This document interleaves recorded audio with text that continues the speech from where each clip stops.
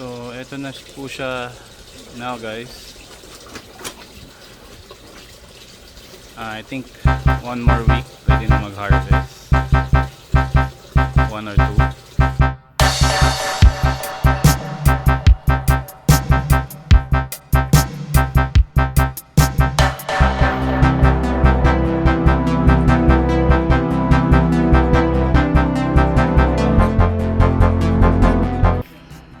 So ito yung ginawa natin dito sa ano niya, inano natin ng heat gun. Ito medyo napunit. Heat gun, sinangat natin.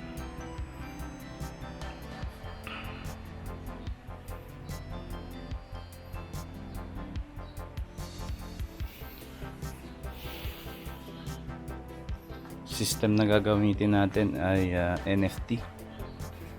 Tapos dito naman ay yung pababa niya. Ayan. So ilalagay pa tayo dito ng alulod, yung bagsakan ng tubig, and then balik sa container ng ating reserve. So ayan.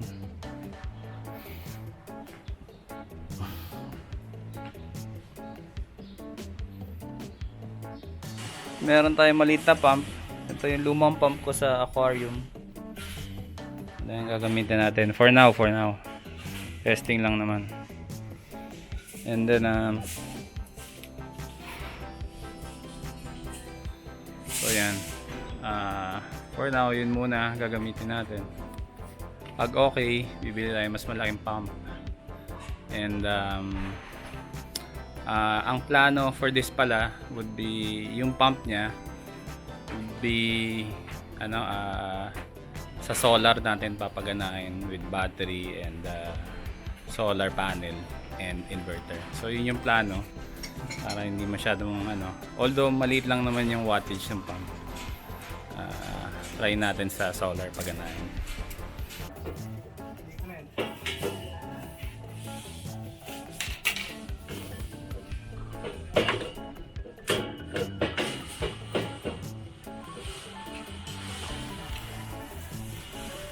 Okay mga ka-solar, so eto meron tayong maliit na project dito.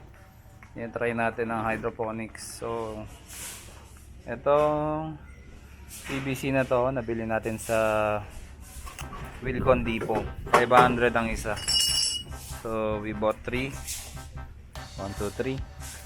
Tapos pinutasan natin ng gamit hole saw, yung drill, 3 inches. Yan. Tapos hindi na tayo bumili ng cup.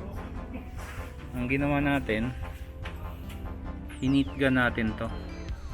So pag heat gun natin, sinulak lang natin ng ganyan. Tinulak natin para hindi bumagsak yung tubig dito. May konting taas. Ayan. So sa kabilang side, ang unang plano dito sa kabilang side, sana pababa sana siya.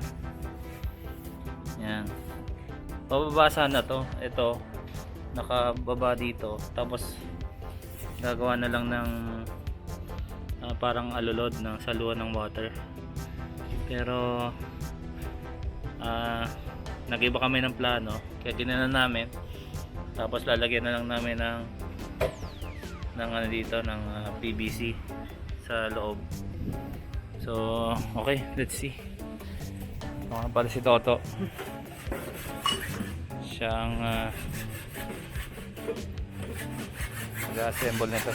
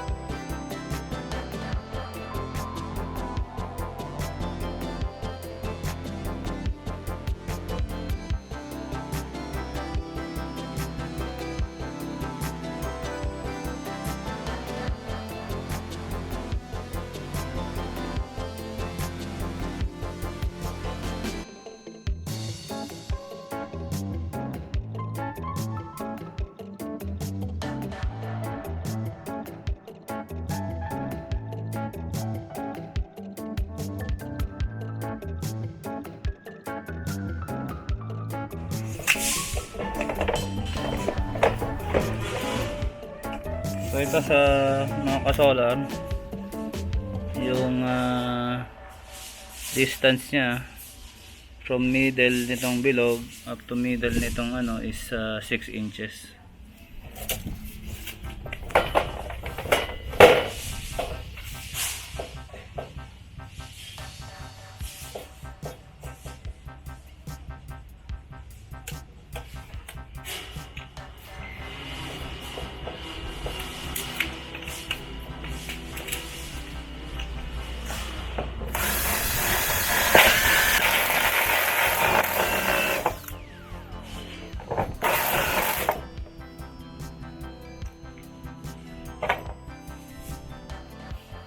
Ito masilan.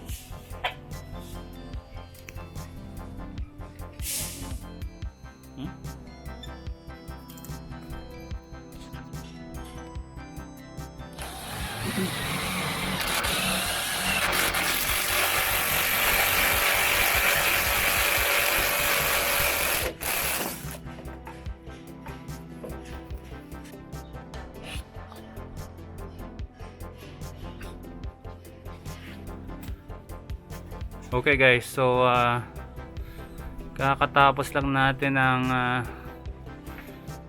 well, this is a temporary setup. So we have tatlong PVC na may 60 na holes per PVC, and then ito yung kanyang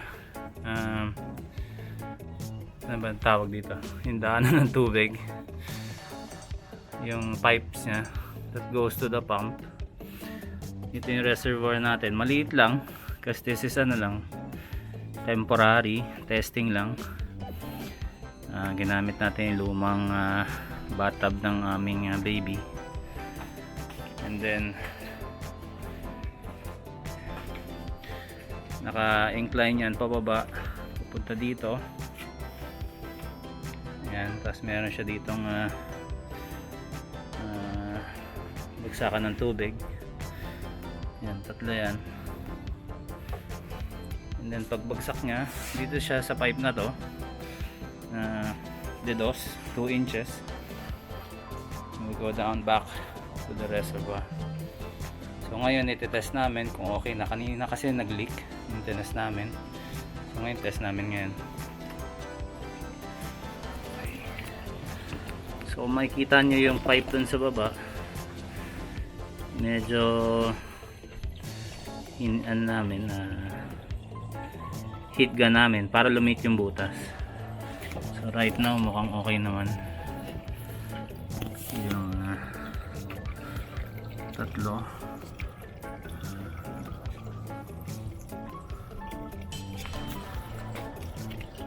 Tingnan natin sa loob. Ayun. So ayan yung isang ano, pinaliit namin yung butas. Yan, para kaya niyang mag-support ng tatlong outlet. Ito yung isa. Ito naman yung last.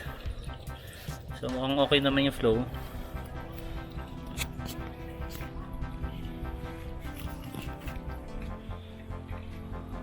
And then ito lang ang inaano ko, medyo mataas siya, so I'm not sure kung okay to sa hydroponics na NFT. So habang nagfo-flow yung water baba dito, pag napuno siya bababa siya dyan. So ayan, so malapit na mapuno, and then pag napuno siya nabalik siya dun. Okay, and then for now nakasaksak siya, pero pag okay na lahat we will set up yung solar, para solar na magpapandar dun sa pump na to. Maliit lang naman siya so maliit lang yung requirements, and then hindi naman buong araw papatakbuhin.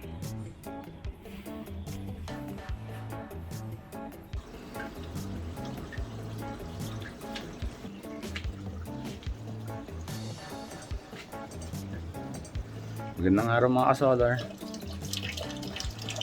Today is January 12 and first day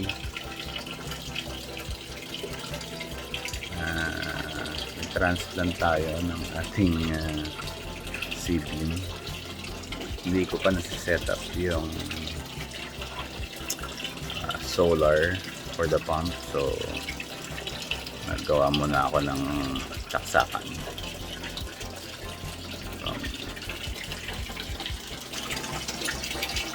This is our setup. Ayan, kakalipat lang ng mga maliit yung net cup na nabili ko, kaya lusot sila sa butas, pero okay lang, naka-raise naman sila. Ayan. Medyo nagkamali tayo dun sa ating nut zone, dahil pinapataas ko yung pH, pero yung nalagay ko ay baking powder, hindi baking soda.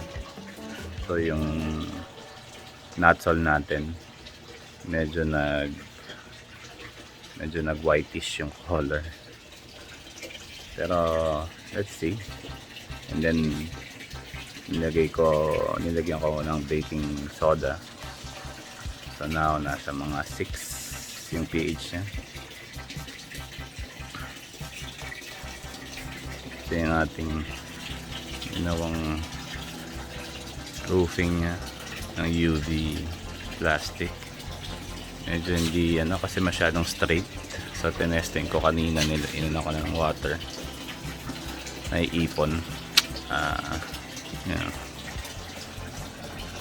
Yung mga natin,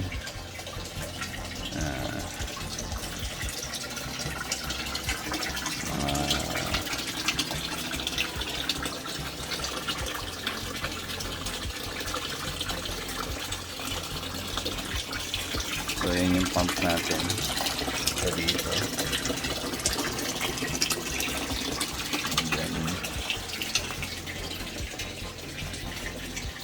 Dito siya mag-drain.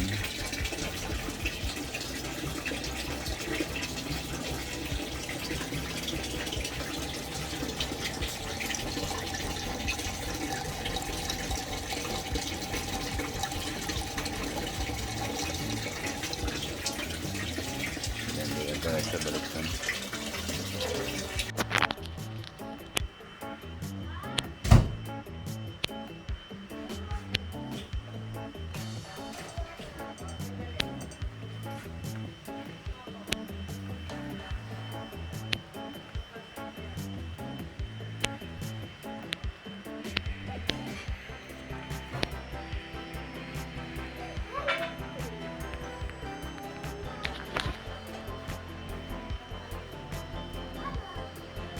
So eto na po siya now, guys. I think 1 more week pwede na mag-harvest, 1 or 2. And tayong tinetesting na ampalaya here, pero this one I will transfer kasi iba yung nutrients na kailangan niya. Now we have meron din tayong sili doon, California Reaper. Actually 5 na yan or 4. Yan, meron pa doon maliit. Ito patubo pa lang. Yan, maliit pa lang. Meron tayong naka-raise na, so 2 pa lang yan. We're planning to add 2 more, and then itong buong na to, section na to, gagawin natin hydroponics na rin. So usog natin yung mga halaman dyan. So yun po yung ating update. Meron pa kayong suggestions, questions, pwede nyo pong ipadala. Okay,